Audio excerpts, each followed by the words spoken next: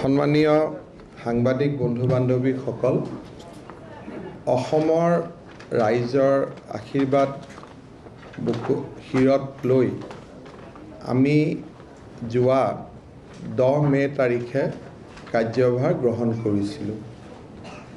চাওঁতে আমাৰ চৰকাৰখনে 60টা দিন পাৰ কৰিলে।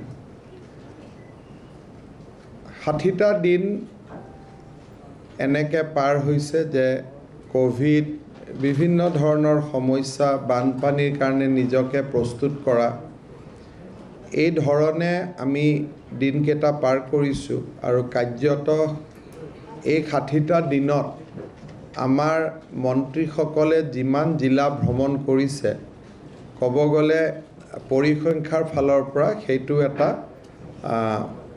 এটা ক'ব গ'লে দৃষ্টান্তমূলক। ইমান ফ্ৰিকুৱেণ্টলি মন্ত্ৰীসকলে জিলা পৰ্যায়লৈকে কেতিয়াও ভ্ৰমণ কৰা নাছিলে। আৰু অৱশ্যে অসমৰ পৰিৱেশটোৰ পৰিপ্ৰেক্ষিতত আমি সেই ধৰণে নিজক ৰাজহুৱা স্বাৰ্থত নিয়োজিত কৰিবৰ বাবে প্ৰয়োজনো হৈছিলে আৰু প্ৰয়োজনৰ তাগিদা অনুসৰি আমি কাম কৰিবলৈ চেষ্টাও কৰিছোঁ। 2 মাহ পূৰ্ণ হোৱা উপলক্ষে আজি আমাৰ ৰাজ্যিক কেবিনেটৰ এখন বিশেষ বৈঠক অনুষ্ঠিত হৈছিল। সাধাৰণতে আপোনালোকে জানে যে ইউজুৱেলি আমি প্ৰতি বুধবাৰে কেবিনেট বৈঠক কৰোঁ, কিন্তু আজি 2 মাহ পূৰ্ণ হোৱা উপলক্ষে আমি এখন বিশেষ কেবিনেট বৈঠক কৰিছিলোঁ। আৰু আজিৰ কেবিনেটত আমি 2টা অতি গুৰুত্বপূৰ্ণ সিদ্ধান্ত আমি লৈছোঁ, যাৰ বিষয়ে আপোনালোকক মই সদৰি কৰিম। প্ৰথম যিটোত বহুত এক্সপ্লেনেশ্যনৰ প্ৰয়োজন নাই সেইটো প্ৰথম ক'ম, আৰু দ্বিতীয়তে যিটো অলপ এক্সপ্লেনেশ্যনৰ প্ৰয়োজন আছে সেইটো দ্বিতীয়তে ক'ম। আজি আমাৰ কেবিনেটে অসমত এটা নতুন বিভাগ খুলিবলৈ সিদ্ধান্ত লৈছে। সেইটো হৈছে department for indigenous faith and culture. আপোনালোকে জানে যে আমাৰ জনজাতীয় লোকসকলৰ নিজৰ নিজৰ ভাষা আছিলে, সংস্কৃতি আছিলে, আছেও। তেওঁলোকৰ নিজৰ ধৰ্মীয় বিশ্বাস আছে, কিন্তু চৰকাৰৰ আনুষ্ঠানিক সহায়ৰ অভাৱত, আৰু এই জনজাতীয় লোকসকল এনেকুৱা যে তেওঁলোকৰ আৰ্থিকভাৱে তেওঁলোক সম্পদশালী নহয় যে তেওঁলোকে বহুত টকা পইচা দান বৰঙণিও সংগ্ৰহ কৰিব পাৰে। বাথৌ হওক, ব্ৰহ্ম হওক, দনিয়পলু হওক, বা আমাৰ চাহ বাগিচাৰ বিভিন্ন ধৰ্মীয় বিশ্বাসকে হওক, আমাৰ মৰাণ মটক সমাজৰ ধৰ্মীয় বিশ্বাসে হওক, ৰাভা মিচিং সমাজৰ ধৰ্মীয় বিশ্বাস হওক, সাংস্কৃতিক পৰম্পৰা হওক, গীত মাত, গোটেইখিনিক আমি সংৰক্ষণ আৰু সংবৰ্ধনৰ কাৰণে এই ডিপাৰ্টমেণ্টটো আমি খুলিবলৈ সিদ্ধান্ত লৈছোঁ, যে department for indigenous faith and culture. মই আমাৰ কেবিনেটে বিত্তমন্ত্ৰী ডাঙৰীয়াক অনুৰোধ কৰিছে যে ডিপাৰ্টমেণ্টটো যিহেতু নতুন আৰু এটা আমি মহান উদ্দেশ্যলৈ ডিপাৰ্টমেণ্টটোত আগবাঢ়িছোঁ, তেখেতে যাতে আমাক ডিপাৰ্টমেণ্টৰ কাৰণে এটা ছাবষ্টেঞ্চিয়েল বাজেট এলোকেশ্যন কৰে। কি কৰে কি নকৰে, we have left it to her, but আমি কেবিনেটে ৰিকুৱেষ্ট কৰিছোঁ যাতে এটা ভাল বাজেট এলোকেশ্যন এটা তেখেতে যাতে কৰে, যাৰ পৰা আমি এই ডিপাৰ্টমেণ্টটোৰ উদ্দেশ্য আমি সফল কৰিব পাৰিম। আজি আমাৰ কেবিনেটত কেইবাটাও ফাইনেন্সিয়েল আৰু এডমিনিষ্ট্ৰেটিভ ৰিফৰ্মছৰ ওপৰত আমি যুগান্তকাৰী সিদ্ধান্ত কিছুমান গ্ৰহণ কৰোঁ। আপোনালোকে জানে যে এতিয়া আমাৰ চৰকাৰৰ স্কিমছ চেংচন কৰাৰ নিয়মটো আছিলে যে ডিপাৰ্টমেণ্ট বা ডাইৰেক্টৰসমূহে কমিশ্যনাৰ বা ডিপাৰ্টমেণ্টলৈকে প্ৰপ'জেল পঠায়। ডিপাৰ্টমেণ্টে পুৰণা দিনত প্লেনিং, আজিৰ দিনত TND আৰু ফাইনেন্স ডিপাৰ্টমেণ্টৰ পৰা এপ্ৰুভেল লয়, কাম এক্সিকিউট কৰে। প্ৰত্যেকটো কাম যিমান শতাংশ এক্সিকিউট হৈছে তাৰ বিপৰীতে DDOই বিল বনায়, ডাইৰেক্টৰলৈকে আহে, ডাইৰেক্টৰৰ পৰা ছেক্ৰেটেৰিয়েটলৈকে আহে, ছেক্ৰেটেৰিয়েটৰ পৰা বিত্ত বিভাগলৈকে যায় আৰু বিত্ত বিভাগৰ পৰা পুনৰ DDOলৈকে টকা মুকলি কৰি দিয়া যায়। এই গোটেই ব্যৱস্থাটোৰ আমি এটা ফাণ্ডামেণ্টেল পৰিৱৰ্তন আনিব খুজিছোঁ। সেইটো হ'ল যে 2 কোটি টকা পৰ্যন্ত প্ৰতিখন স্কিম ডিপাৰ্টমেণ্টেল কমিটি এটাই এপ্ৰুভেল কৰিব। সি আৰু বিত্ত বিভাগ বা প্লেনিং বা TND বিভাগলৈকে যাব নালাগে। ডিপাৰ্টমেণ্টেল কমিটিটো হেড কৰিব ডিপাৰ্টমেণ্টৰ কমিশ্যনাৰজনে আৰু বিভাগীয় মন্ত্ৰীৰ অনুমোদন অনুসৰি এই 2 কোটি টকাতকৈ তলত যিকোনো আঁচনি তেওঁলোকে আৰম্ভ কৰিব পাৰিব।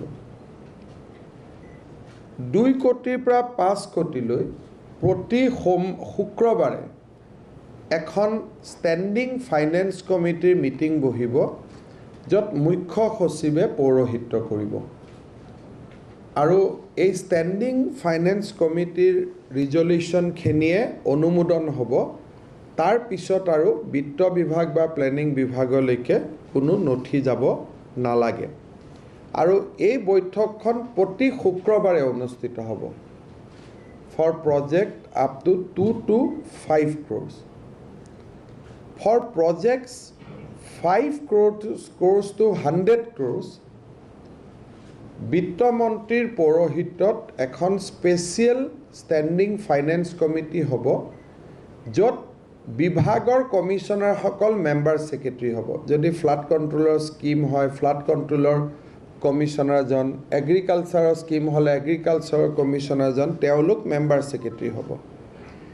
আৰু 5 কোটিৰ পৰা 100 কোটিৰ যিকোনো স্কিম এই স্পেচিয়েল ষ্টেণ্ডিং ফাইনেন্স কমিটিখনে এপ্ৰুভ কৰিব। ফাইল ক'তো যাব নালাগে। ডাইৰেক্টলি প্ৰতি বৃহস্পতিবাৰ এই কমিটিখনৰ মিটিং হ'ব। ডাইৰেক্টলি মিটিঙলৈকে এজেণ্ডা আহিব, মিটিঙত এপ্ৰুভ কৰিব and that is the final approval. আৰু ক'তো যাব ফাইল নালাগে। কোনো এটা ষ্টেজতে ফাইল প্লেনিং বা ফাইনেন্স ডিপাৰ্টমেণ্টত যাব নালাগে। যদি 100 কোটি টকাতকৈ ওপৰত প্ৰপ'জেল হয়, ডিপাৰ্টমেণ্ট পোনে পোনে কেবিনেটত আহিব। আন কোনো ডিপাৰ্টমেণ্টৰ ভিউ লোৱাৰ প্ৰয়োজন নাই যে এইখন মোৰ এষ্টিমেট, এইখন মোৰ প্ৰজেক্ট, মই কেবিনেটত অনুমোদন লৈছোঁ। 2 কোটিলৈকে ডিপাৰ্টমেণ্ট নিজে, 2 কোটিৰ পৰা 5 কোটি চিফ ছেক্ৰেটেৰী, 5 কোটিৰ পৰা 100 কোটি বিত্তমন্ত্ৰী, 100 কোটিৰ ওপৰত কেবিনেট। ইয়াত নথি ক'তো নাযায়, অনলি এজেণ্ডা। অৰ্থাৎ গোটেই ব্যৱস্থাটোত যিটো আমাৰ সঁচি আমি ৰেড টেপিজিম, আমোলা কেন্দ্ৰিক আমি কওঁ, এতিয়া কোনো ডেপুটি ছেক্ৰেটেৰীৰ তলত আৰু কোনেও ফাইলটো নেদেখিবই। It will begin with the desk officer, directly go to the meeting, মিটিঙৰ পৰা এপ্ৰুভেল হ'ব। অৱশ্যে প্ৰত্যেকটো আঁচনিৰ অনুমোদন হোৱাৰ পিছত, কমিটিবিলাকত অনুমোদন হোৱাৰ পিছত ডিপাৰ্টমেণ্টেল মিনিষ্টাৰে অনুমোদন কৰিব।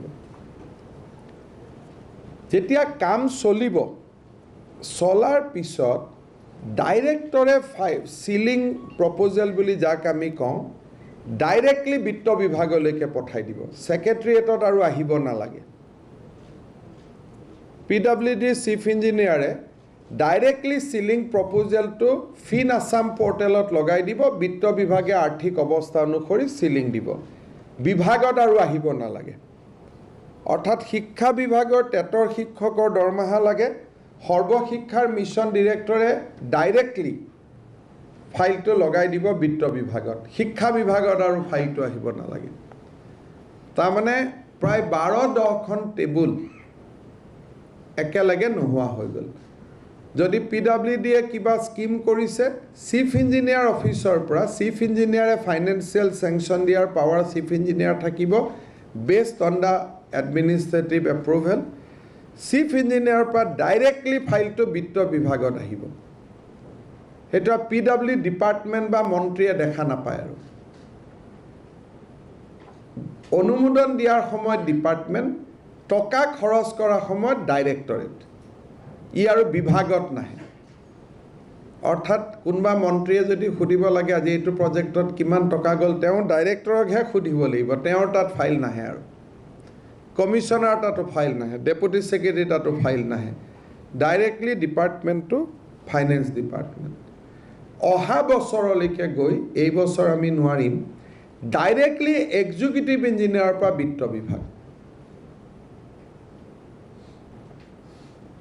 ডাইৰেক্টলি ছুপাৰিণ্টেণ্ডেণ্ট ইঞ্জিনিয়াৰো নহয়, এক্সিকিউটিভ ইঞ্জিনিয়াৰৰ পৰা বিত্ত বিভাগ, chief engineer, superintendent engineer, additional chief engineer ক'তো ফাইল নাহে। এই বছৰ চিফ ইঞ্জিনিয়াৰৰ পৰা আমি বিত্ত বিভাগ কৰিছোঁ, নিজৰ বিভাগত নাহে আৰু শিক্ষা বিভাগ, ভেটেনাৰী বিভাগ, এগ্ৰিকালচাৰ ক'তো ফাইল নাহে, ডাইৰেক্টৰ এগ্ৰিকালচাৰে ডাইৰেক্টলি লগাই দিব ফাইনেন্স ডিপাৰ্টমেণ্ট, মাজত আৰু কৃষি বিভাগটো নাথাকে। ইয়াৰ ফলত প্ৰায় 24খনমান টেবুল কমি যাব, প্লাছ ডাইৰেক্টৰ উইল বি মোৰ ৰেছপনচিবল। এতিয়া DGP অফিচত কিবা পেট্ৰলৰ পইচা লাগে, কিবা বেৰেক বনাব লাগে, ডাইৰেক্ট DGPয়ে বিত্ত বিভাগলৈকে লিখিব, গৃহ বিভাগত আৰু ফাইল নাহে।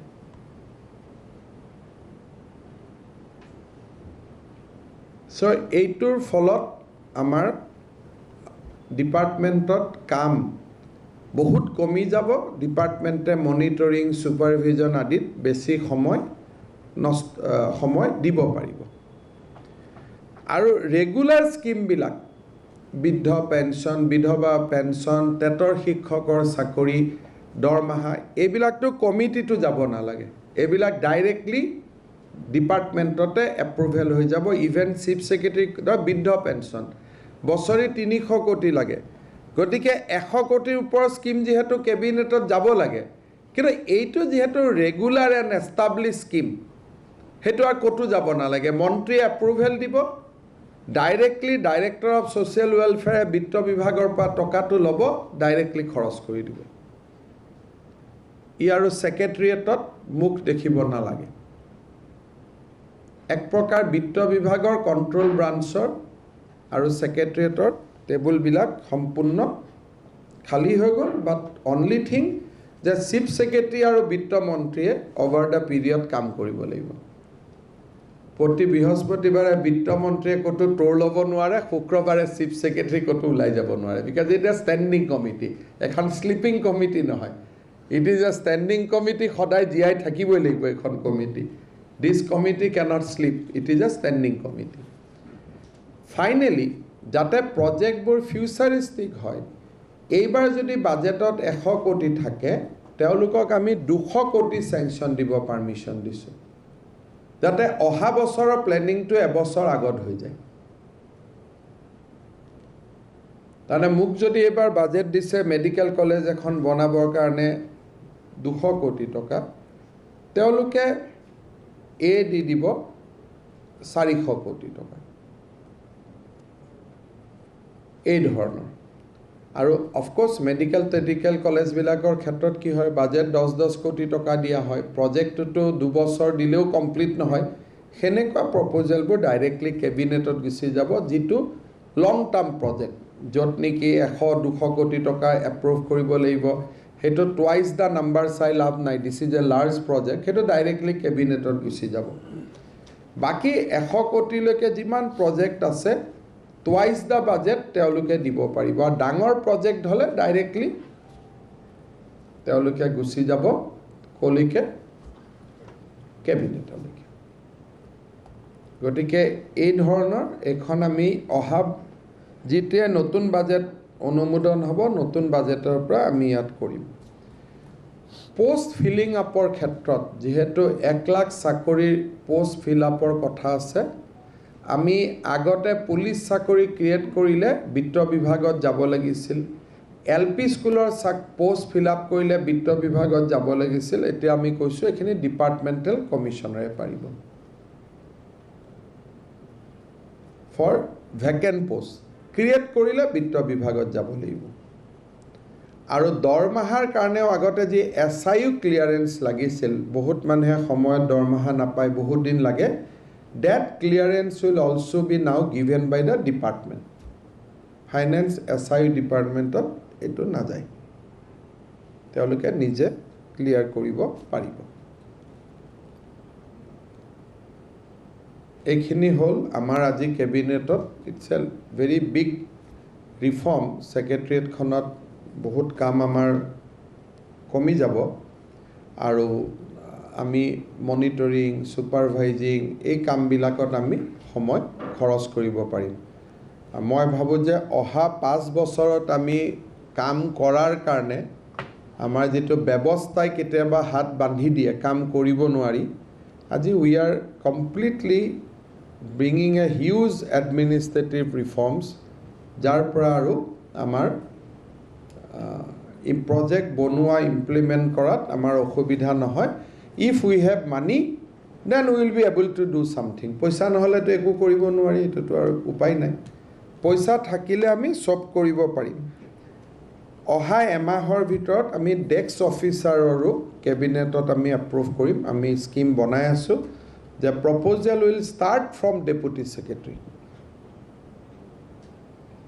ডিলিং এছিষ্টেণ্ট বা সুপাৰিনটেণ্ডেণ্টসকলৰ কাম হ'ব ফাইলটো বনাই ডেপুটি সেক্ৰেটাৰীক দি দিয়া ফাৰ্ষ্ট নোটটোৱে লিখিব deputy secretary no dealing assistant and superintendent will write anything in the file beginning hobo from the deputy secretary which is known as a desk officer in central government কিন্তু ফাইলটো বনাই দিব dealing এছিষ্টেণ্টে বনাই মিলি বনাই দিলে কিন্তু শুরু হ'ব from the deputy secretary যাতে তলত পৰি নাথাকে বলে আজি মোৰ অমুকজন ডিলিং এছিষ্টেণ্ট আহা নাই ফাইলটো বিচাৰি পোৱা নাই এইটো নহয় ডেপুটি সেক্ৰেটাৰী নতুনকৈ ফাইল এটা বনাই he can finish it beginning note to a deputy secretary hobo কিছুমান ক্ষেত্ৰতো beginning note to a commissioner hobo যেনেকৈ SP transfer engineer transfer chief engineer transfer the beginning note to a commissioner hobo ending note to minister hobo তাত আৰু তলৰ কাৰো note নাথাকে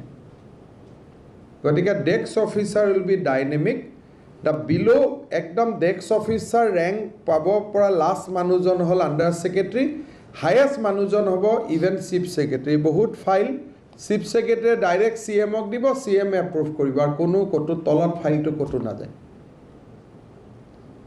that is called desk officer system হেতু আমি আৰম্ভ কৰিম but it will take some time another 1 month লাগিব কাৰণ ইয়াৰ কাৰণে ট্ৰেইনিং প্ৰগ্ৰাম অলপ কৰিব লাগিব কিবা যদি আপোনালোকে খুদিব কৈছে আজি আমাৰ এই ৰিফৰ্মখিনি কেবিনেটে অনুমোদন দিলে নতুন ডিপাৰ্টমেন্ট খোলাটো কেবিনেটে অনুমোদন দিলে